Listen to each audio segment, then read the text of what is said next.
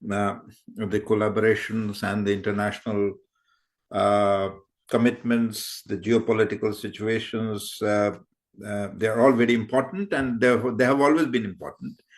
And therefore, some of the initiatives which we find in the budget for the last so many years, and particularly in this one, could be seen to be the logical outcome of certain kinds of developments which are taking place both in the field of science and technology and our global commitment.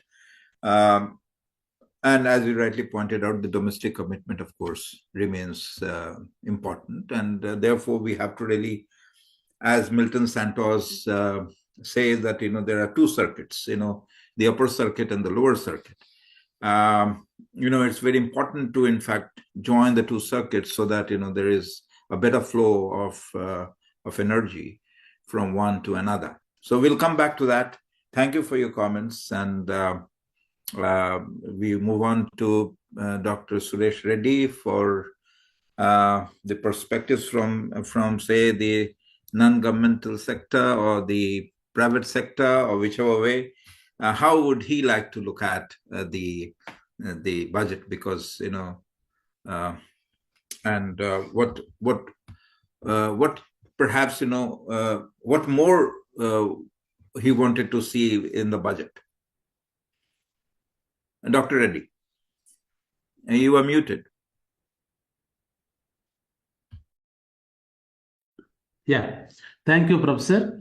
As you said rightly, from the perspective of non-governmental organization, actually we are an implementers of educational programs on the ground across 13 states, 34 locations, starting from Anganwadi centers to senior secondary schools. So covering all levels of the school education as per the National Education Policy, 5+3+3+4 years of education.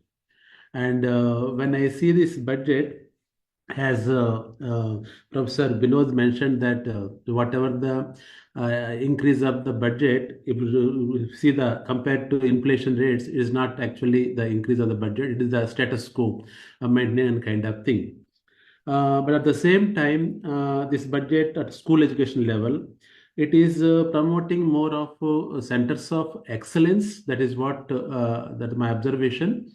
When you see the centers of excellence at the national level, centers of excellence at the school level.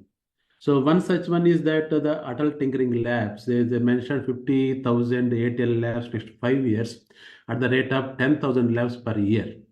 So it took 5 years time for Atal Innovation Mission to reach 10,000 number so far, but covered both private schools and the government school segment, and mostly as mentioned that urban and private tier 2 kind of towns and area geographies.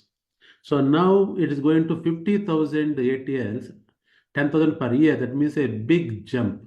Not in terms of the finances of the educational budget, but a sense of excellence point of view at the school level. This 10,000 per year means is a big, huge jump. And this is only covering the government schools. Here you are not talking about the private schools. So from that point of view, the government school children are going to be benefit a lot through this ATL labs.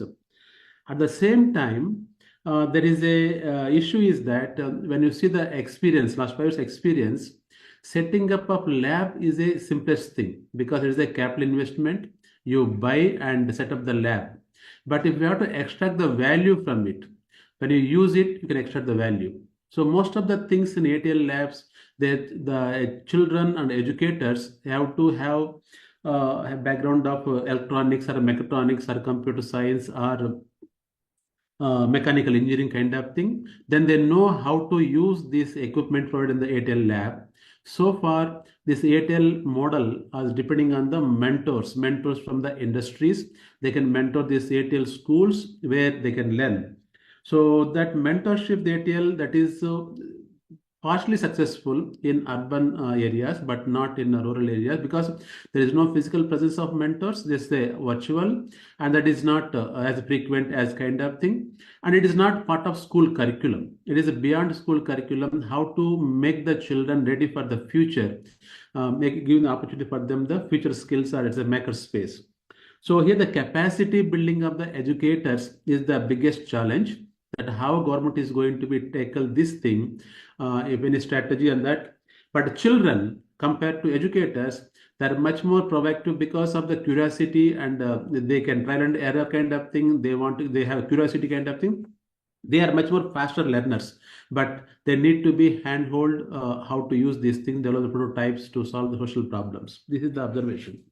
At the same time, science labs point of view, there is no concept of science lab in middle schools, in the government schools where we are working. And second thing, secondary, senior secondary level also, there's not much budget allocations for the science labs. So here the question of the fundamental science concepts, either it is the physics or chemistry or the biology, these are neglected. So how it is not about the ATL is talking about digital, electronics, mechanics, mechanical kind of thing, but fundamental science, that is the something which is missing. That is the huge gap how to address things. As for the national education policy, it talks about vocational education starting from the class 6 onwards, digital literacy as well, these two things. So this ATL labs, all those things promote the white collar job and kind of thing, like the blue collar job. And not everybody goes to the white collar job also. So how to promote vocational education in our middle, secondary, senior secondary schools? So that is something also need to be looked at it as per the national education policy. That is something is making missing. PM Shri schools, I appreciate that. These are the schools, apart from Kendriya Vidyalaya, Navodaya Vidyalayas, operation directly from central government. PM Shri schools fund the schools of the various state education department schools. Again, it is centers of excellence on the ground, a few schools where they get support. The challenge here is that even last year budget also, whatever the budget allocated, it was not fully utilized. So it is not allocation is an issue, but utilization is an issue. So how to do that? This time the budget also increased from 4,500 crores to the 7,500 crores.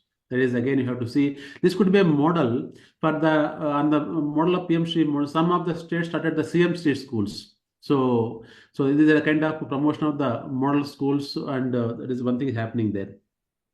Center of Excellence in Artificial Intelligence is a very good investment point of view. Today we are talking about AI in every field, and down the line, next 5 years of time, we can see the sea change, like a transformational change.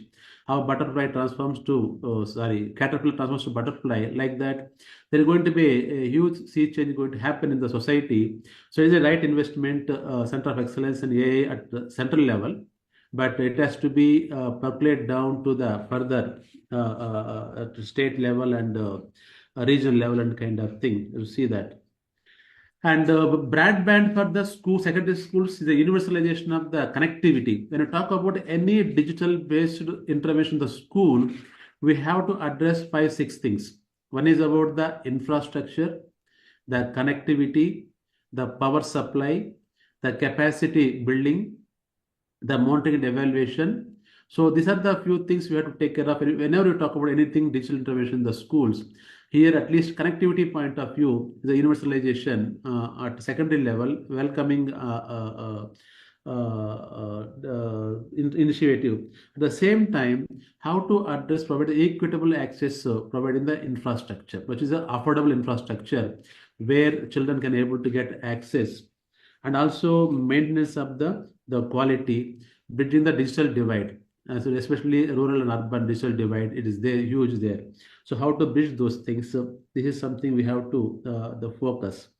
So with these observations, I'm focusing other rest of the things. Our fellow panelists have explained those things there, and my submission is that one is it is not about the allocation but utilization of the budget, where the governance and timely the disbursement of the cash flows and kind of thing, that makes a lot of difference. Second thing is about the rationalization of the school structures. So at the especially at a primary level, So, as part of the RT Act, or to provide access, every small village has the school, but they are struggling a lot today's context. The single teacher, class 1 to 5, multi-grade teaching, and neither the teacher is just satisfying the making the sense to the children. Our children are able to get the service from the teacher. So the situation. So we have to see the how to rationalize the school primary level structure and provide the transportation to go to the nearby school where a good school with all kinds of facilities, more teacher people ratio, and it can promote the quality education point of view. That is something one has to look at it to bring the efficiency in utilizing the scarce resources. So these are my observations, Professor. Thank you, Professor Reddy.